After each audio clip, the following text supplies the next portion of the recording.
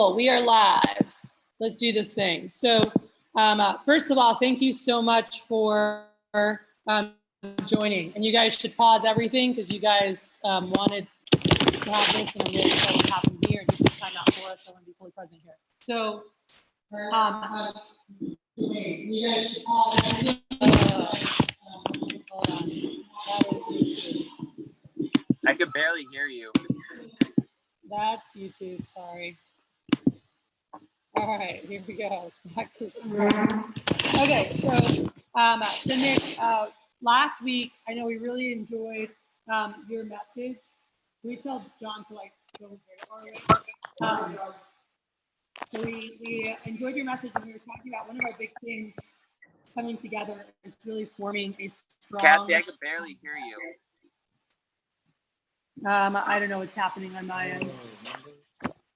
I can grab my speaker. I see Eric. You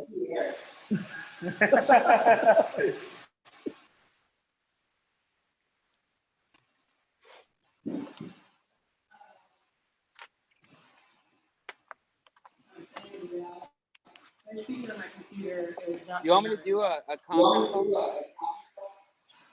call? It'll be good in about 1 minute. I'm just grabbing my speaker, my microphone to put on it. Grab it. I just finished 50 miles and I bike broke on me, so I'm stuck in Mission. What is it?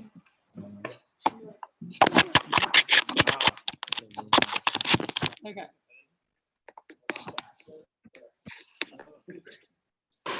It is. All right. We'll be good. Give me a second.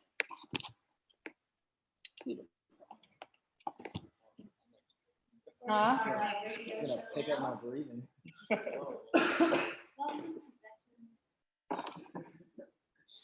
I just. Huh? This is what we need to fix, actually. We need to bring another one. No, but I'm saying, like, that's I fine. just the. Okay, just leave it. It's I'm good. looking for this part. You don't need to move anything else though. We used it yesterday. We used it yesterday. Just leave it. So. All right. If you guys can hear me, I'll just put you next to me so I can hear you. Yeah, we can hear you perfect. All right. Fire away. All right, cool. So, can you hear me okay or no? Do I just need to yell? Yeah. All right, perfect. So, so first off, we wanted to start with one of the questions that one of our guys had was from the time a person is walking in, let's just say as an applicant, like conversation, what's the phase of conversations, kind of when and what is spoken of from like an applicant to they're now a district manager? Like what is your, I guess, cycle of a manager going out from when they first walk in terms of when, where, how should they have those combos? Got it. Yeah, so there's not much. Can you I hear myself like crazy. Is there a way or no? Am I just gonna deal with it? I can mute us. Okay. So the biggest thing is when you're dealing with so DMCs, there's nothing to do much from the applicant until the AM position. I mean, you're gonna know what, who's who. It's all about from the events. So you got to drive people to the events. SC1, SC2, CFC. An event can be, a lunch with Kathy, a coffee with Kathy, or like Eric uses Jacob or Jacob uses Eric or whatever. You have to have a big deal. And this is usually after the reps, hit their second promotion, third promotion. If they're at 10K, we're always going to give them the kind of career opportunity talk. We're going to give them that opportunity of, hey, just so you know, I know you came in here for a part-time job or you came in here just because you needed a job, but it's crazy how opportunities can fall in your lap and you just got to take them when they come. And this is the opportunity of a lifetime it's disguised as selling knives, and this is a big deal, and you just have to make it a big deal. And I would love to sit down with you, and yeah, I can even introduce you to my DVM, Kathy. We can sit down with her, edify Kathy, 2 or 3 bullet points, and I say, yeah, and I'll get time. She doesn't meet with everybody, but I can make that happen, and I'll make sure that I can get it within Kathy's schedule, and we can talk about a career opportunity, something that you can do for a long-term basis. 6-figure income, traveling the world, having fun with others. And then most of all, giving back to where you came from, giving back to the community, helping people within your demographic in your area grow to be the better version of themselves, so that's like a quick point of it, but there's not much from applicant to AM. From applicant to AM, you're working on the rep, you're working on that rep selling, you're working on getting them good at the Cutco job, at selling Cutco. You're not focused on, hey, I got this kid who's super sharp, that should be a DM. He's at 2K in sales, instead let's get that guy to 10K, and then we'll talk about being a DM. And that's Well, does your staff, what are the plugs that they give in the interview, just even people knowing about advancement or what's available? So maybe they're not one-on-one conversations, but just plugs that are there from the interview training, on first PCs. So on interviews, they have their typical, slide with the career advancements, and they show the hierarchy of the business. We always have a picture of Lloyd and Stacy and Bruce in our interview. I don't know if they use Stacy anymore. They might use me now. But they use, DVM, RM, and then the president, the CEO. And then on the next slide, just show all the DMs in your division and just talk about, hey guys, look at these guys. They're all young and professional, and they started just like you started. And some of them didn't even start too long ago. They started a year ago, and now they're already opening their own office. And that's totally an opportunity for you guys. If you show the right attitude, show the right work ethic, and you get the results needed, and you just move on. But it's not like a long part in the interview. In training, exact same slide. We try to keep training and interviews as consistent as possible, especially in day one, because if your day one is different at all than what they expected from the interview, your show to day 2 will be low. So we want to make sure day 1 and interview are very consistent. So whatever slides you show in the interview, from pay to the advancement opportunity, put those same exact slides in training, and then just elaborate a little bit more if needed. And that's kind of what we do. I can't hear you guys. Can you hear me? Thumbs up or no? Yeah, we can hear you. Okay. So what other questions on that interview? Like I said, it's really not too much.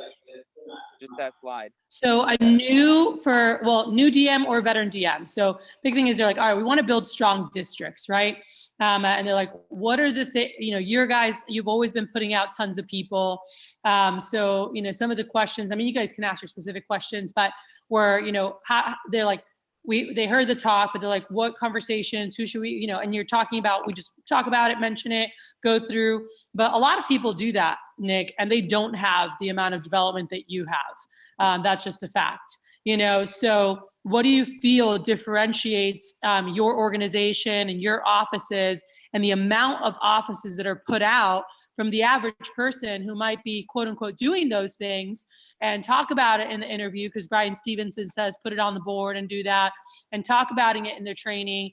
So what's the difference between those guys putting out 1 or 2 offices and you putting out 7 or 10 offices?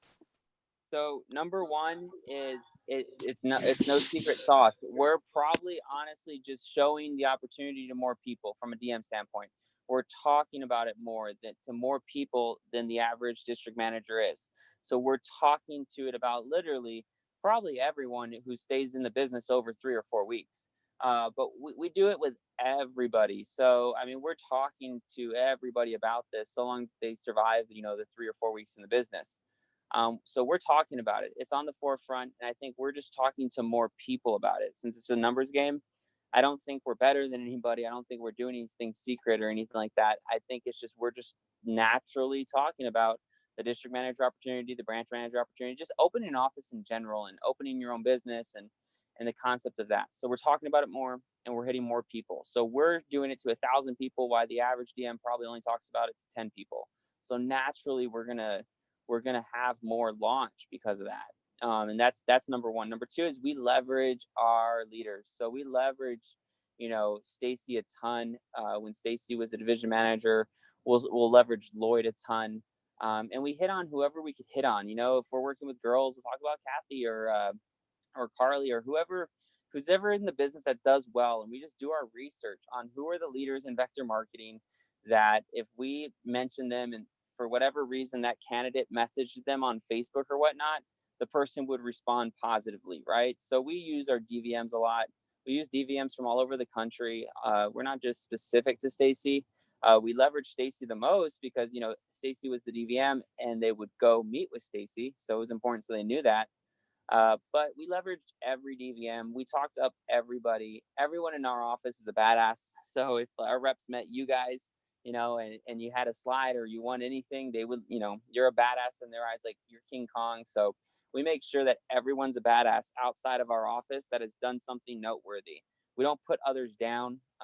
We just never do that with DMs or BMs. Like it's just build up everybody. And for whatever reason, if they come back and say like, oh, so-and-so talked bad, we just play the high road, and just say, oh, don't worry about that. Anyways, how's your district looking, And so keeping the focus on what needs to be focused on. Don't focus on the wrong things. So I think a lot of people will get tangled up when they have a district manager candidate and they try to make them the best district manager candidate in the world or this and that, and they fall away from the manual per se.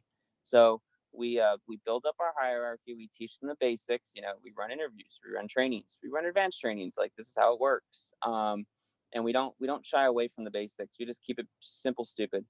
And you guys saw it from the branch class this launch. I don't know the numbers, but they're high. Our average is high from our launches that launched this year.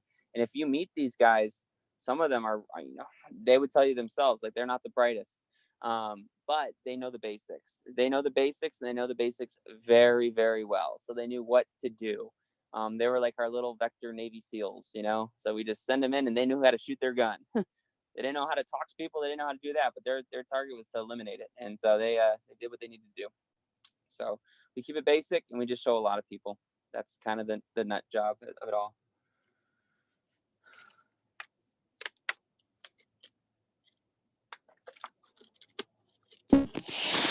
Huh? Go ahead. Can you hear Jacob? Yeah, I could hear him. You see, bud. I see that you do morning meetings with your staff, correct? Hold on, say it again. You do morning meetings with staff? I don't. Casey, Andre, or Brittany do that. So we have our assistants. Definitely, there's staff meetings. There's all that stuff. I try to get one-on-one time with all of them throughout the week. So that's what I'm doing. Now, I'm trying to think when back 2014, 2015, 2016, as I was building all this and launching 8 districts a day, I talked to all those candidates every single day. I mean, we always had time together. If they didn't go to the office for whatever reason, we were texting still. I mean, we didn't have to talk about the job, but we were always in communication. Back when I was, doing all that. When you get to division, there's a lot of other spinning plates. But from a district standpoint, guys, I just every single day these guys they were my family in a sense. And people wanted to get into that group, and that's another thing on why they really dived in. So I don't have a rubric of like, did you meet with them at 7 a.m.? Did you do this at 8 a.m.? Like, I don't have that, but I just know I talk to them every single day. Got it. What are your requirements for your staff? I think everyone's different. So we can't require the guy who we taught how to read to do something that, you have like some star-studded kid come in and do. As you know, in Vector, we have all walks of life come in. We have all different backgrounds. So it's hard to say that, oh, you have to hit these exact things or you're never going to be a staff. Most of our reps, it's so diverse. We have some reps that they don't need a damn job. Their parents could buy them the world. And then we have some kids that, they're paying the light bill at the house. So it just depends on who it is. But the standards are, your sales are there. You're selling something, right? The skill level is, you know how to run a phone jam, you know how to run a PC. And then stepping up. That's our third S for AMs. It's just you show you want to be a team player. You want to step up. You show up at the office when you're not supposed to be at the office on a schedule perspective kind of deal.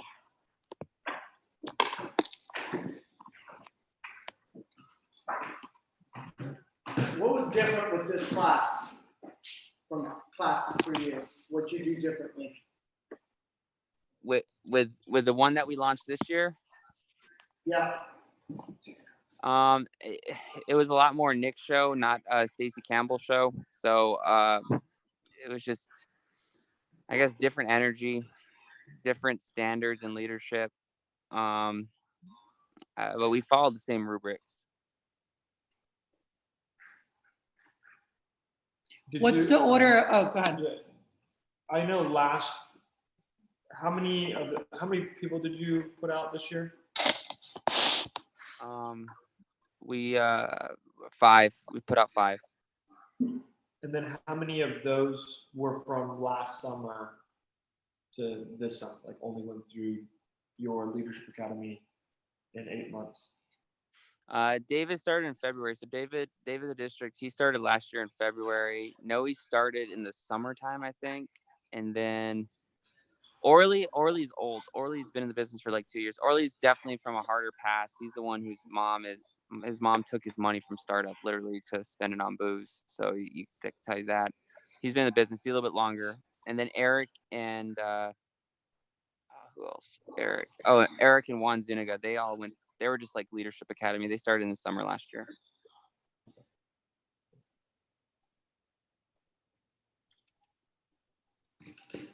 You said your people know the basics really well, and so they go out and crush it.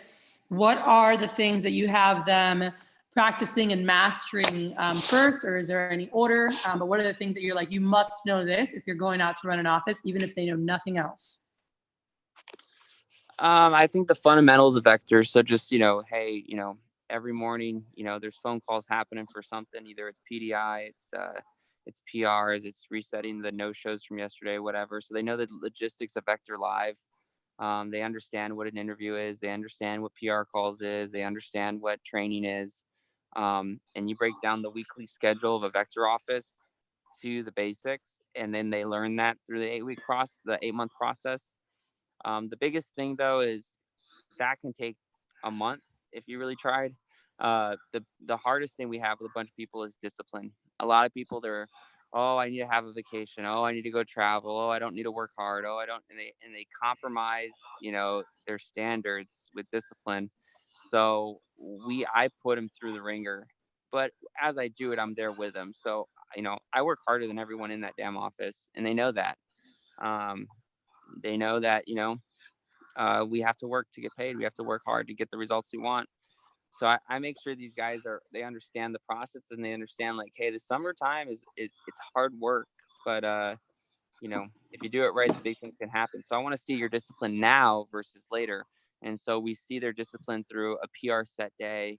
We see their discipline through running phone jams consistently, showing up early in the morning consistently, right? Just doing stuff that their friends are not doing, and we want to see them do it consistently so they don't get wavered during the summertime.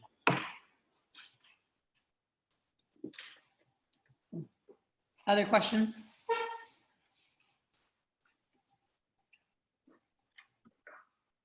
I have one. Nick, how many applicants do you get directly from your online content and social media directly to your website? I'm not talking about like the PR stuff that your staff does on their social media, but from your social media alone, how many direct recruits do you think you recruit maybe on a monthly basis? I don't understand the question. So you mean like through the Sure. website? So let me give you a little bit more context here. So when I see your posts, I assume there's a mechanism in place where if I'm watching your posts, I can click something and apply to work with you. Does that mechanism exist? Oh, I gotta tell you guys, I'm not the brightest. I'm kind of stupid. So I don't, there's not like a whole system to my social media. I'm just putting a lot of shit up there and seeing what sticks. I'm not tracking it too crazy, but yeah, I put links on. So on Instagram and Snapchat and stuff, you can put links to on your stories and stuff. So I'm doing that. I'm for sure doing that.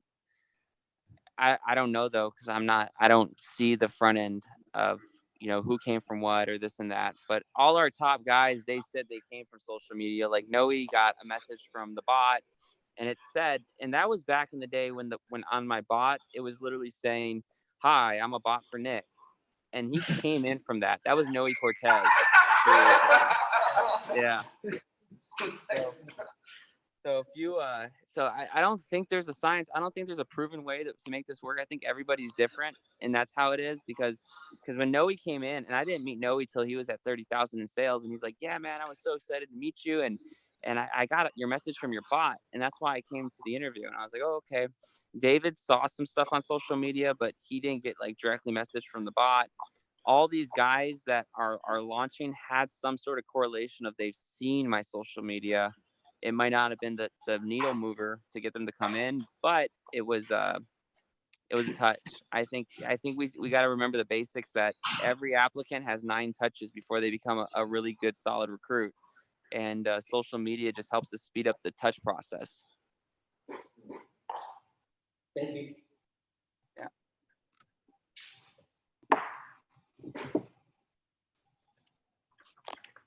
Any other questions?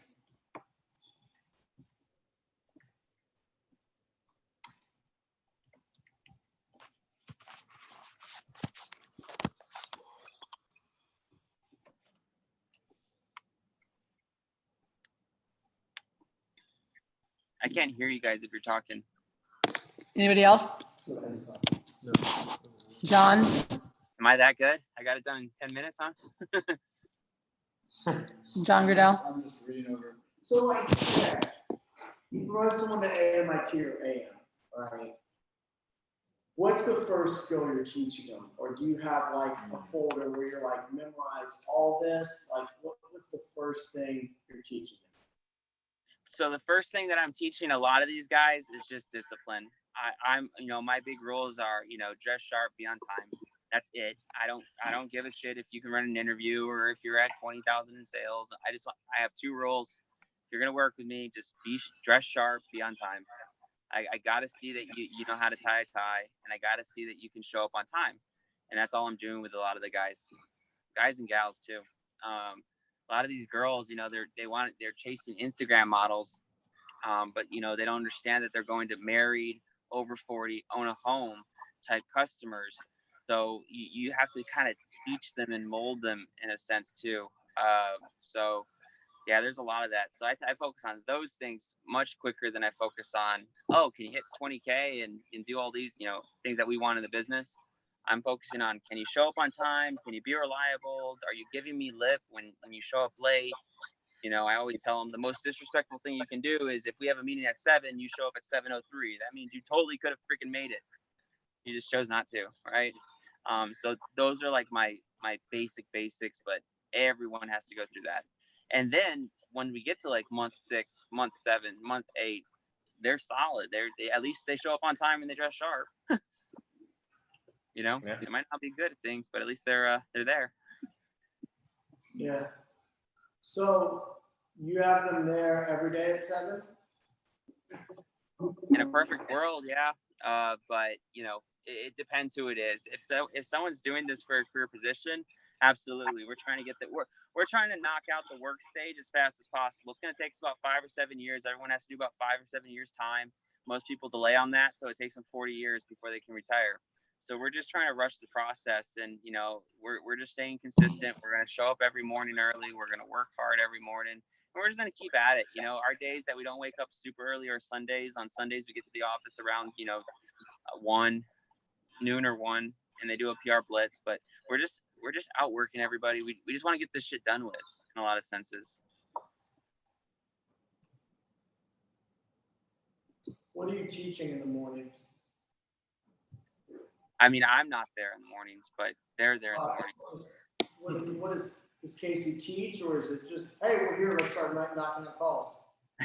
Yeah, no, the process is usually YouTube stuff. So they'll YouTube something. They're gonna watch some motivational video. They're gonna high five, take energy shots. They're gonna play around from 7 to 7:30, but at least they're playing around in the office and not at their damn house or sleeping.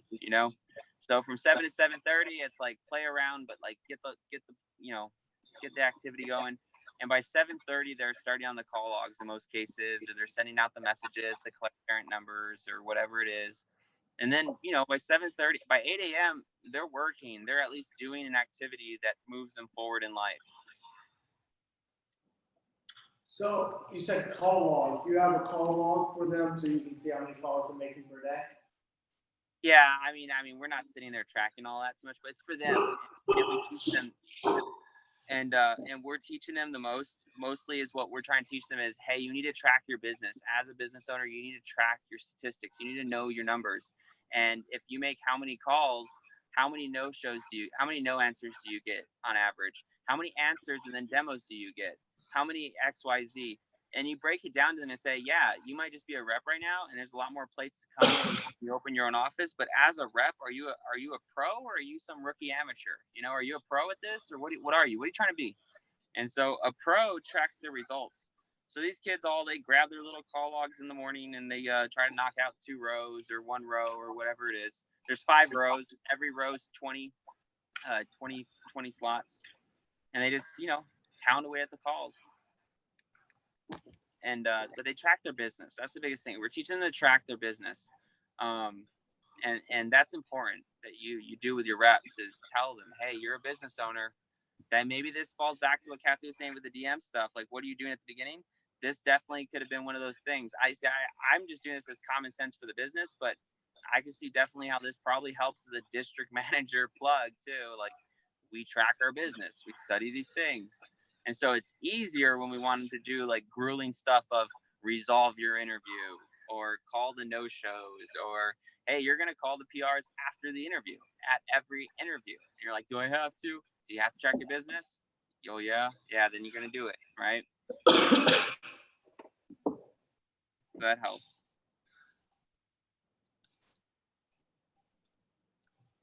What's the first cocktail skill you teach them other than discipline? Like, what's the first actual interview, PR, PC, BDI? You repeat it real fast. Do you teach them the PDI call first? Do you teach them the PR call first? Do you teach them how to run? Yeah, no, the first thing they do is phone jams. They've got to learn how to run a phone jam.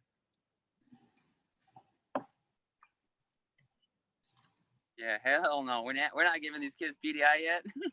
No, they gotta learn how to run a phone jam. So on a phone jam, remember your biggest things is you always have to have how do you track the results as a business owner? So a phone jam, it's how many did you get per head, right? If you had 2 people show and there was 6 demos booked, you average 3 per head, right? So you got to know how many set per head, right? That's the one thing they're trying to figure out from the phone jam.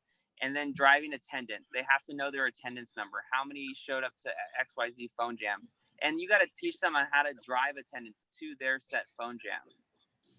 But every little task that we have in Vector can be done better. So, even a basic phone jam, that's a big deal.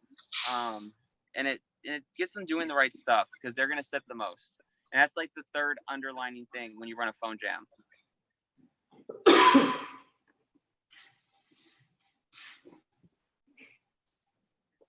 Oh man. Are you there? Yeah. Yep. Anyone else? You cut out there for a second. After phone jam, it's PR call? Once they've mastered that? After phone jam, we usually like to do field training. They got to learn how to do field training properly. Here's what you say. Here's what you don't say. Remember, these kids are new. Don't kill their dreams. Remember, these kids are new. So have a little patience. XYZ.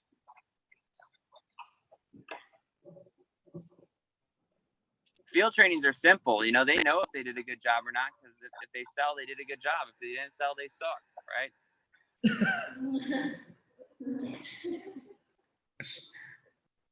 So are you talking about them reverse field training or them taking up on their demo? Either one. If you have a demo, you're taking somebody. If you don't have a demo, you're going with somebody.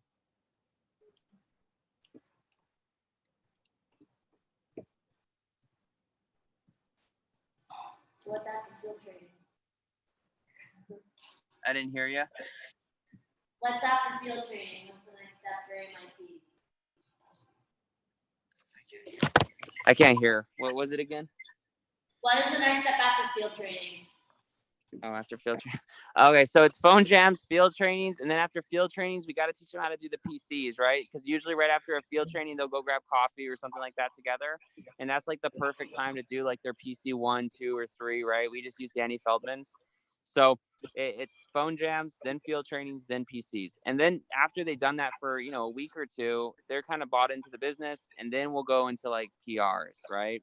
Then we'll go into learning how to do social media messaging. And then we go to interviews, and then trainings, and then advanced trainings. And then we kick their ass out to go run their own office. Thank Thank you. you, Nick.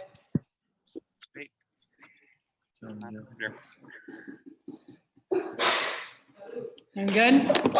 Wait, Any other, let's go, the last do minute. you feel like your reps are like more bought into the Vector opportunity because they see the lifestyle you're living?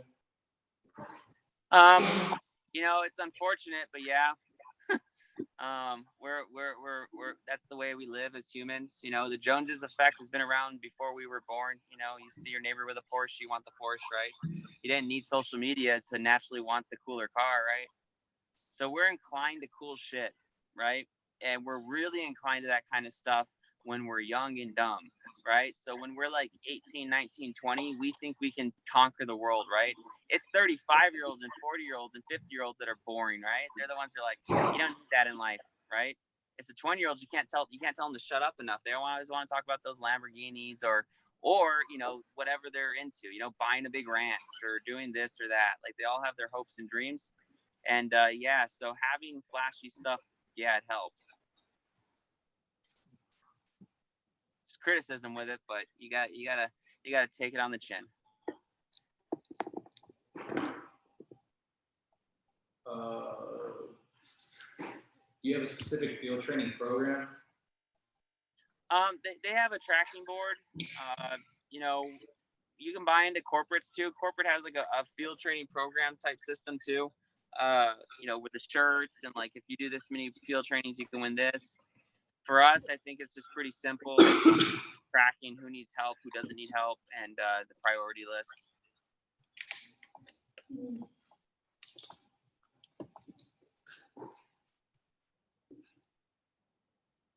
I have a question for you. Yeah. How do you go about promoting your lifestyle, but at the same time having your people work really hard? It's not too hard. What I guess what do you feel from it all? What's up? I guess what do you feel from it all? Because my lifestyle, like on social media stuff, it's flashy, but it's working. Like working as in like I'm putting in work, I'm grinding. I think you think me to Vector managers. To you, Nick, to me, when I've seen all your social stuff, it seems like, and you can correct this, that your promotion is more work hard now and start building yourself up and keep working and get your shit so that you can have the quote unquote lifestyle later in terms of all the travel. You have the travel with Vector, but I'm saying like, having, I guess from Jordan, it's more like the lifestyle of like time with kids, with family, doing the other things outside of work. But it seems like your promotion is work hard now while you're young, and then you have the time and finances later to do all those things. But if you can, it's more towards that of like that balance of work hard and let's build and grind and team no sleep and like enjoy your family, have a life outside of Cutco, like that balance. How is that promoted is more where he's going.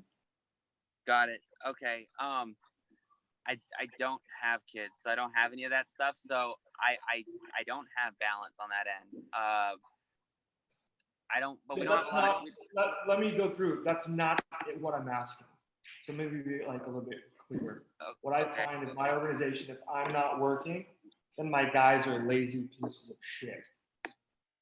If So you're like, not they working, don't work. So like meaning like if they're like, oh, you're with your family, like you're like not in the business, right? You're like flying an airplane or doing whatever. For me, instead of flying an airplane, I'm hanging out with my stuff, right? So, but if I'm not working, then they don't want to work either, is what I find sometimes. Yeah. So how I promote my lifestyle of like traveling, having a great time, and then like some of my higher level guys are like, well, you're not working, so what do I need to do? I'm like, because you only have $1,000 in your account. That's the issue. That's why you should work. Yeah. You know, like does that make? So it's like, Yeah. I just think, I've busted my ass for like 7 years. So it's like, yeah, I think so I'm with Kathy. That's honestly what the social media is praying. I think you might guys, maybe I've confused some people. When I'm flying, I'm working, guys. I'm getting in hours for the plane we're trying to buy for the division, so we can convert stuff. So I have to do these hours anyways, and I'm usually doing PCs in the plane and stuff. So when I'm flying, my staff knows I'm working still. I'm not flying to Bora Bora to take off. I don't rest much, honestly. I don't recommend my lifestyle to many people. I work a lot.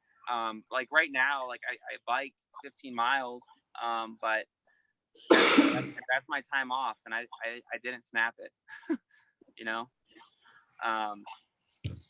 gotcha. So you don't always work in some way, shape, or form. Yeah, but mentally, that's what I want right now.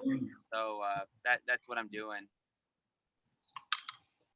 Cool. Just curious. So what if it were different? What? Like, what if you were like, trying to travel more, trying to do that? What would Yeah. you thought? It'd be tough. I don't know. I don't do it.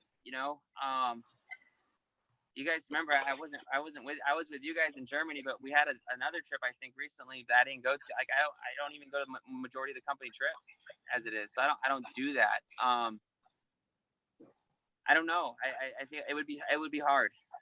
It'd be hard to promote like I'm partying, I'm not working, but I need you to work. That would be hard. Don't promote it. Use some tips on that. I did that for 12 years. Yeah, I think everyone has to do their time, and I think I'm just willing to do my time now.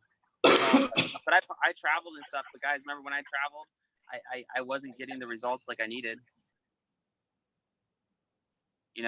Vector travel was a little bit set up easier because corporate sets it up, and it's like, all right, beat last week, beat the week. When your manager is there, your manager has to leave for a trip to wherever. So they help you out with that. But if you're taking a lot of trips outside of the Vector trips, but you want your staff to stay there, I mean, it'd be hard. I'm sure it's possible, but it'd just be hard. I'm sorry I don't have the answer, by the way. I don't know it.